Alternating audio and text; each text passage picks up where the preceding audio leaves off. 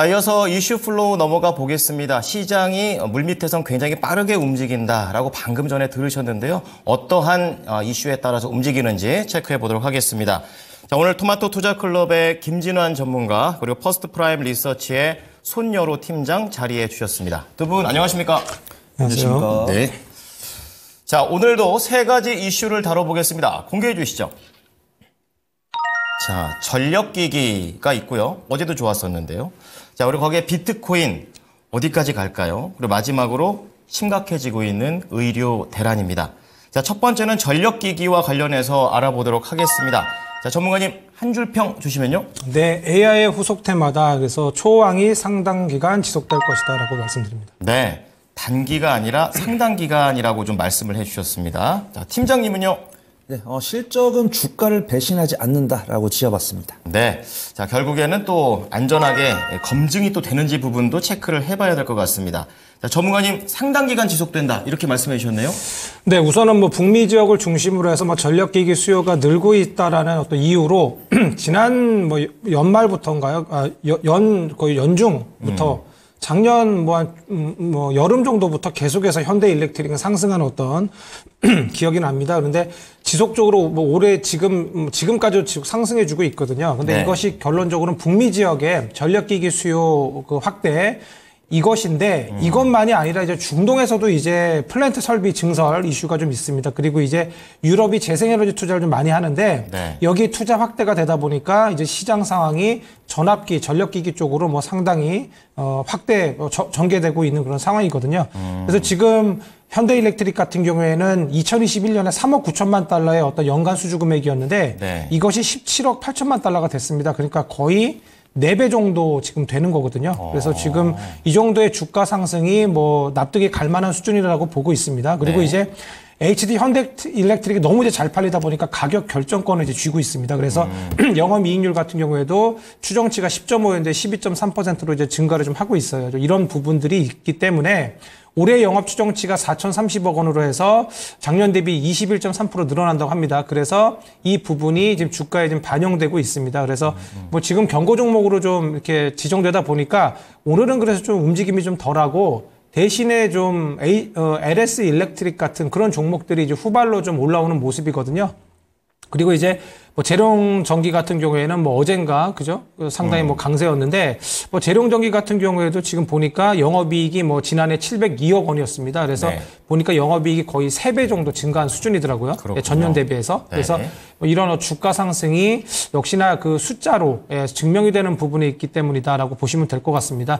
그래서 이제 어제는 또 이제 효성중공업이 좀 갔는데 오늘 또 이제 강하게 치고 좀 내려오는 모습인데 그래서 LS 일렉트릭 같은 경우에 조금 왜 좀 덜 가나 이런 대형 전압기 쪽에서는 LS 일렉트릭 그다음에 현대 일렉트릭 그다음에 이제 효성중공업이었는데 효성중공업까지 가고 LS 일렉트릭 안 가나 했더니 오늘 좀 가는 모습입니다. 근데 네. 보니까 순이익이 한 80% 정도 전년 대비 증가하는 수준이더라고요. 그래서 세네요.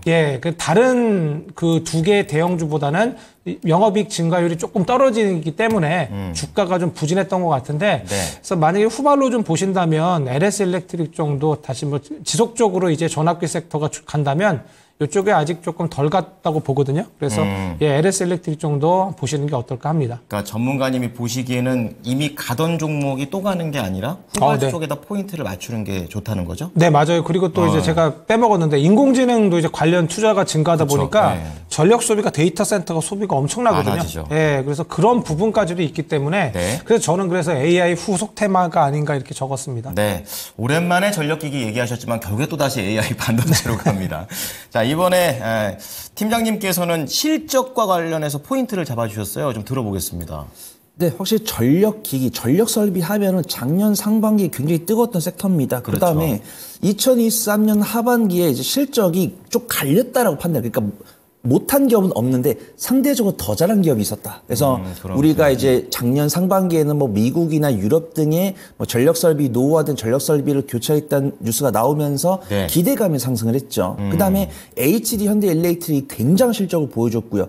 효성중공업이랑 LS 일렉트릭도 못한 건 아닌데 네. 상대적으로 HD 현대일렉트릭 너무 잘하다 보니까 2023년 상반기에는 같이 올랐다. 기대감에 같이 올랐다가 하반기에 이제 종목 차별화가 일어난 거죠. HD 현대 일렉트릭은 계속 가고, 그다음에 LS 에코 에너지는 조금 덜 가고, 그다음에 효성 중공업 횡보하고, 그다음에 다른 종목들 뭐 LS 일렉트릭 같은 경우 하반기에 좀 못했어요. 그래가지고 좀 미끄러지는 모습 보여줬는데 다시 한 번 더 이 전력 설비 관련해서 모멘텀이 나오다 보니까 이제 전력 설비 관련 종목들 오늘 좋은 모습 보여주고 있고, 저는 굉장히 좀 매매를 못 하시는 분들은 사실 HD 현대 일렉트릭이 낫다. 왜냐면은 미끄러지더라도 다시 올라갈 가능성이 있고, 근데 만약에 나 조금 기대 수익률을 키우고 싶다라고 하면은 지금 당장 막 올라오기 시작한 종목을 좀 보는 게 좋다라고 판단되고 있고요. 네. 뉴스는 이제 전문가님께서 말씀을 잘 해주셨어요. 그래서 저는 비유를 한다면 이 AI를 커버하기 위해서 이 전력 설비는 이제 혈관이다라고 보면 되고, 그렇죠. 이제 원전 같은 경우는 이제 우리의 뭐 밥이나 빵이라고 보면 되죠. 그래서 우리가 이 전력을 커버하기 위해서 무엇을 먹느냐, 그 부분은 이제 원전 쪽이다라고 보면 되고, 저는 사실 조금 아쉬워요. 이게 투자 아이디어랑 수급이 항상 일치하는 건 아니잖아요. 그렇죠. 그래서 저는 네. 마크롱 대통령이 이 AI를 커버하기 위해서 원전 관련 이야기가 나왔을 때 원전 관련 종목들 가지 않을까라고 생각했는데 사실 조금 좀 미적지근한 모습 보여주고 있고, 오늘은 이제 전력 설비 관련 이야기가 나왔을 때 전력 설비도 한 요만큼 정도 가지 않겠나 싶었는데 그 기대 이상으로 가는 모습 보여주고 있습니다. 그래서 그러니까 좀 속단할 수가 없어요. 대응의 영역이다, 네, 그렇게 네. 판단되고 있고요. 뭐 좋은 흐름과 좋은 수급 나오고 있으니까 부정적으로 볼 필요는 없다라고 판단되고 있고요.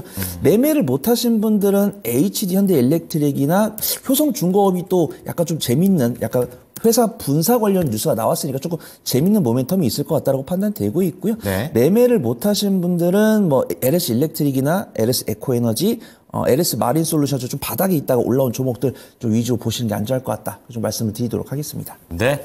자, 실적은 주가를 배신하지 않는다. 이렇게 말씀하시면서 이 기준 자체는 투자자의 성향에 달렸는데 거기가 차트로 봤을 때 바닥이었을 때 그 종목에 좀 더 접근해 보자라고 얘기하셨습니다. 자, 다음은 비트코인 가겠습니다. 이제 억 단위 얘기가 조금씩 처음에는 좀 되겠나 싶지만 되겠다라는 좀 분위기가 가는 것 같습니다. 자, 전문가님께서 한 줄 평하시면요. 네, 추가 상승은 가능해 보입니다. 네. 비트코인 관련해서 더 갈 수 있다라고 말씀하셨고 추가 상승에 대한 얘기까지 덧붙여 주시네요. 자, 이번에는 팀장님은요. 네, 생각보다 빨리 왔지만 당황하지 않고 침착하게라고 적었습니다. 올 거는 알고 계셨군요. 자, 그럼 좀 자세히 들어보겠습니다. 네, 사실 뭐 올 가능성이 높다라고 말씀드렸지 온다라고 확신해서 말할 수 있는 전문가가 과연 어디 있을까요? 가능성적인 측면에서. 근데 이제 한줄평에서도 아시다시피 생각보다 너무 빨리 왔어요. 근데 그렇죠. 이렇게 빨리 온 이유에 대해서는 뭐 현물 ETF에 대한 기대감, 그다음 현물 ETF 승인됐고 이제 패시브 자금 들어왔으니까 할 말은 많죠. 근데 반감기도 있고요. 반감기도 있고 어디까지 갈 것이냐 이런 부분인데 저는 언제나 비트코인이나 STO는 좀 대응의 영역이다. 그 중에서도 매매를 잘 하신 분들은 지분 쪽, 그다음에 매매를 잘 못하신 분들은 이제 CBDC나 STO 쪽이 안전하다. 그렇게 늘 말씀을 드리고 있고요. 예. 일단은 이제 뭐 비트코인이 이제 9천만 원, 9,200만 원대인데도 8% 이상 상승한다는 게 쉽게 볼 수 있는 건 아닙니다. 이게 비트코인이 이렇게 가벼운 상품도 아닌데 한 하루에 뭐 2%, 3%씩 올랐으면은 제가 말을 안 해요. 근데 이 9천만 원이라는 가격대에서 7%, 8%씩 움직인다는 거는 사실 매수 자금이 큰 것도 있지만 매도 물량이 안 나오는 것 때문일 수도 있어요. 그래서 투자를 해보신 분은 아시겠지만 내가 이 갖고 있는 보유 자금이 이제 보유 금액이 적거나 네. 일정 수익률 이상으로 가면 우리가 겸허해집니다. 매도를 잘 안 해요. 만약에 내가 뭐 투자금이 내가 1,000만 원 운용하는데 내가 보유한 금액이 한 50밖에 안 돼요. 그러면 이제 겸허해지고 그 다음에 이게 플러스 5% 플러스 7%에서 왔다 갔다 하면은 내 매수가를 칠까봐 팔게 되는데 이게 플러스 10% 15%를 넘어가게 되면은 매도에 손이 안 나갑니다. 그럼 이게 어디까지 가나 보게 보자. 돼요. 약간 이런 어디까지 분위기죠. 가나 보게 돼요. 그러면은 제가 그렇거든요. 그래가지고 이제 비트코인이 한 플러스 15%일 때는 맨날 봐요. 맨날 매 시간마다 봐요. 근데 이게 플러스 20%가 되면은 잘 안 봅니다. 그냥 하루에 한번 자고 일어나서 보기.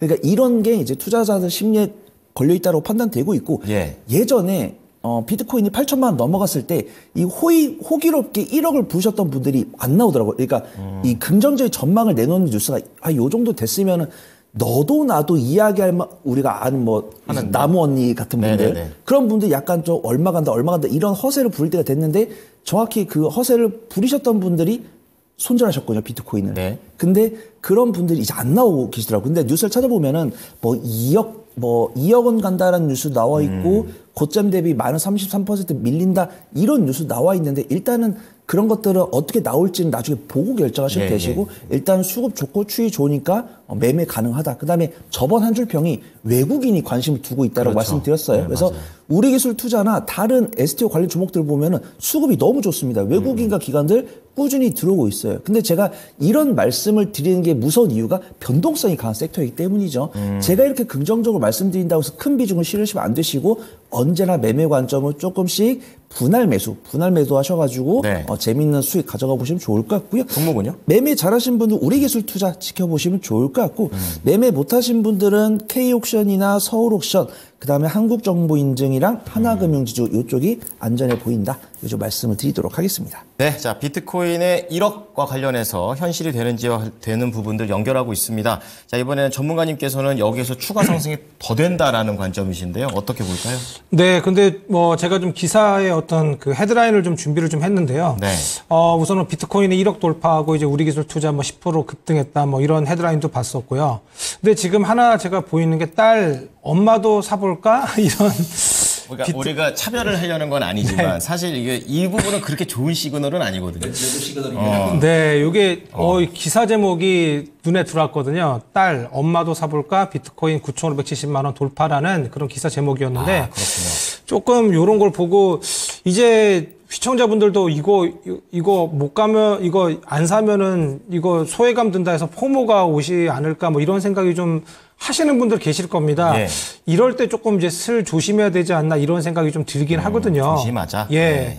반감기가 대략 지금 40일 정도 남았습니다. 뭐 이런 부분들뿐만 아니라 현물 ETF 1일 거래량이 거래 개시 후 두 번째로 큰 규모가 어제 나왔습니다. 그래서 이것 때문에 뭐 비트코인 어떤 뭐 시세도 뭐 상당히 좋기 때문에 뭐 ETF도 좀 많이 지금 팔리는 것 같은데 그런 부분들도 있고요. 꼭지일 수 있다. 네, 그래서 이런 부분들이 조금 단기 고점의 어떤 시그널을 좀 나타내는 것도 좀 없지 않아 있는 것 같긴 하거든요. 그리고 이제 미장에서도 이제 관련주 뭐 메러선 같은 뭐 채굴 기업 이런 것들은 좀 음봉으로 좀 마감하는 모습이고 그렇습니다. 그래서 관련주들도 지금 오늘 같은 경우에 우리기술투자가 좀 그렇게 크게 갭이 크게 많이 뜨진 않아 떴다가 좀 내렸다가 다시 이제 재반등해서 상당히 강세인데 네. 오늘 뭐 시장 분위기가 뭐 기술주도 좀 밀리고 뭐 다른 종목들이 좀 안 가는 그런 부분도 크거든요. 그래서 지금 가상화폐 종목들이 좀 가는 그런 분위기도 좀 있습니다. 그래서 제가 뭐 누누이 말씀드리는 건 우리기술투자 같은 경우에 또 내려오면 또 이제 또 시세가 또 비트코인의 시세가 좋아지면 한 방 치는 또 그런 어떤 흐름을 보이기 때문에 지금 당장 요 21%대인데 우리기술 투자를 좀 사시는 것보다는 지금 오늘도 아까 들어오기 전에 위메이드 같은 것들이 또 후발주로 갑자기 또 치고 올라오는 모습이었거든요. 예, 그래서 이런 것들을 봤을 때 후발 어떤 그 흐름 같은 걸 봤을 때 한네트 정도 저 CBDC에 관련해서 얘기 드리고 있는데요. 네. 이런 종목들 보시면 좋고 뭐 저도 우리기술 투자나 하나투자증권 같은 것들은 뭐 계속적으로 좀 추적해 볼 만합니다. 왜냐하면 비트코인의 지금 시세가 4억 원까지 도달할 거다라는 뭐 그런 이제 스테이블 코인 테더 창업자가 좀 얘기한 부분도 좀 있어요. 지금 뭐 2억에서 4억까지도 가는 분위기이기 때문에 반감기까지 어떤 일정이 남은 걸로 보면 좀 더 비트코인은 더 갈 여지가 있어 보입니다. 그럼 포인트로 반감기를 좀 잡아주시는 것 같습니다. 자, 종목들까지 봤고요. 그럼 이어서 세 번째 이슈 넘어가 볼 텐데요. 지금 관련된 기사들의 헤드라인을 보면 좀 겁이 많이 납니다. 뭐 이탈 전공의 면허 정지가 코앞에 되어 있다. 뭐 정부가 지금 상응하는 책임을 물을 것이다. 뭐 이런 식의 위협적인 헤드라인들이 많이 나오는 의료 대란입니다. 어떻게 해야 될까요? 투자자 입장에서 봐야 될 것 같은데 전문가님께서는 한 줄평 어떻게 하십니까? 네, 일정이 나왔습니다. 이르면 오늘 전체 의대 증원 신청 규모 공개입니다. 네, 자 팀장님은요? 네, 아쉽지만 투자자의 자세로라고 지어봤습니다. 좋습니다. 그러면 이 부분이 언제 또 갑자기 또 해결될 수도 있다. 또 이런 부분도 또 언급을 해주셨기 때문에 이게 참 쉽지 않은 그런 주제인 것 같은데요. 전문가님부터 얘기 들어보겠습니다. 네, 정부가 이제 의료 현장에 복귀하지 않은 전공의에 대한 이제 면허 정지 처분을 이제 어제부터 본격화 이제 하고 있습니다. 근데 아직까지도 그 전공의들이 소속된 수련병원에 전공의들이 복귀 여부를 지금 타진하러 보러 이제 보건복지부에 이제 직원들이 갔었는데 지금 수련병원 100여 군의 전공의 9,438명한테 이제 업무 개시 명령이 발부가 됐습니다. 하지만 7,854명에 대해서 각 수련병원에도 명령 불이행 이행 확인서를 받았다고 합니다. 거의 그러니까 돌아오지 않았다는 거군요. 네, 거의 대다수가 돌아오지 않고 계시는 거거든요. 거의 그러니까 근무지 이탈 전공자가 전공의가 거의 한 8,000명에 육박하는 수준이고요. 네. 만약에 이제 이런 현장 방문했을 때 이제 부재 여부가 마지막으로 확인되면 최소 이제 3개월 면허 정지에 들어갑니다. 이제 행정처분이 들어가게 되는데요. 뭐 이런 부분에 대해서 그러니까 뭐 바로 이렇게 동시다발적으로 이 많은 인원을 동시 처분 절차를 하기에는 좀 이제 어렵다고 합니다. 아무래도. 그래서 순차로 조금씩. 네, 맞아요. 예, 순차적으로 그래서 진행할 것이라고 하는데 아직 뭐 대통령께서도 뭐 지금 이 한 발자국 또 이제 물러나지 않겠다라고 이제 천명을 좀 한 상태이고요. 의협 쪽도 마찬가지입니다. 그래서 이 사태가 지난번에 저희 짚어드렸지 않습니까? 이 사태는 장기화될 조짐이 좀 있다라고 했고 관련주는 뭐 특히 비대면 진료 쪽은 저희가 뭐 단기 고점 나왔다고 했는데 그 이후로 조금 내려오는 모습이죠. 그래서 지금 당장 좀 보기보다는 지금 일정이 좀 나온 게 좀 있습니다. 그러니까 이번에 이제 의대 증원 신청이 이제 마감이 됩니다. 돼서 이제 2025학년도 증원키로 이제 2,000명으로 이제 증원키로 했지 않습니까?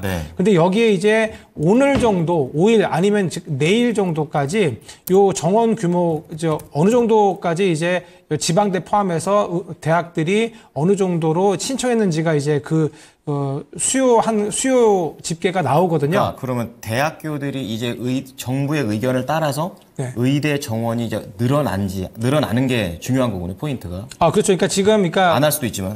그러니까 의대 쪽에서는 특히 이제 지방대 같은 경우에는 좀 재정적으로 좀 불안하지 않습니까? 그렇기 때문에 의대 정원 당연히 확대가 상당히 좋습니다. 아무래도 국내 대학 같은 경우에는 이 등록금이라는 것이 전입금이 상당히 좀 큽니다. 이 여러 가지 부분에 있어서.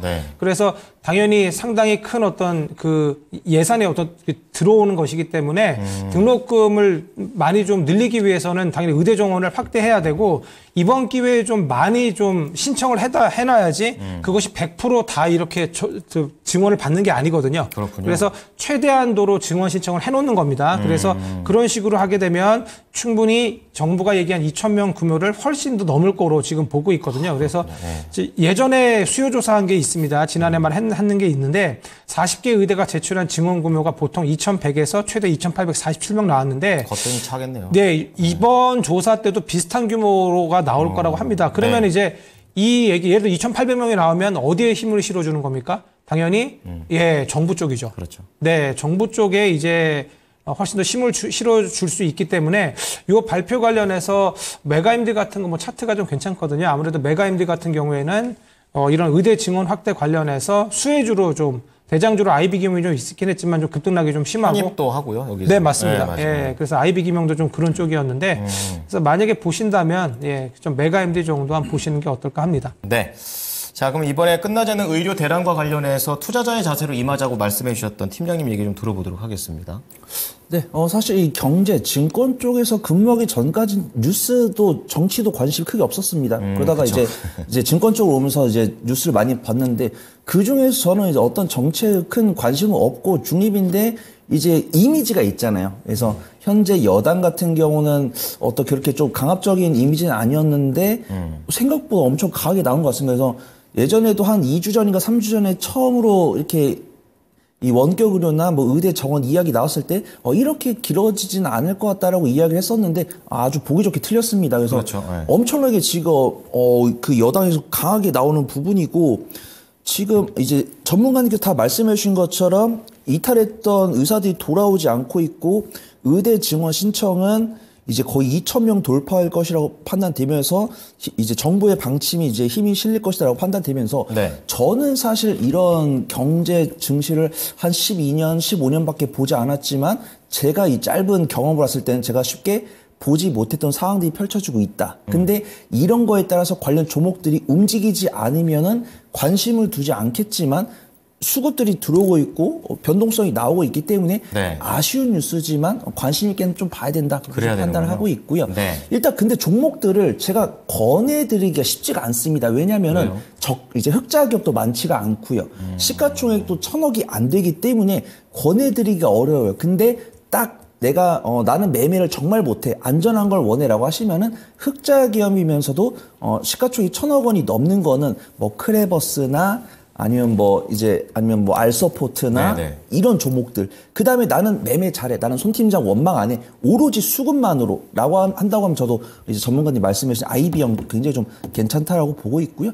이게 그래요. 거래대금이랑 변동성은 원격 의료가 좋은데 외국인 수급은 교육 쪽이 강하더라고요. 그래서 일단은 이 의료 대란이 나왔을 때 원격 의료 관련 종목들이 뭐 유비케어나 뭐 인피니트 헬스케어 이런 종목들이 변동성을 보이면서 외국인 빠져나가고 이제 개인 투자분들끼리 투닥투닥거리고 있고 그럼 여기서 빠져나온 외국인 투자가들은 교육 쪽으로 가고 있으니까 내가 매매를 잘한다라고 하신 분들은 원격 의료 쪽 나는 매매를 못해. 근데 과연 이 수급이 어디로 갈까? 그럼 후속 섹터는 어딜까라고 하신다고 하면은 교육 쪽이 안전해 보인다. 좀 말씀을 드리도록 하겠습니다.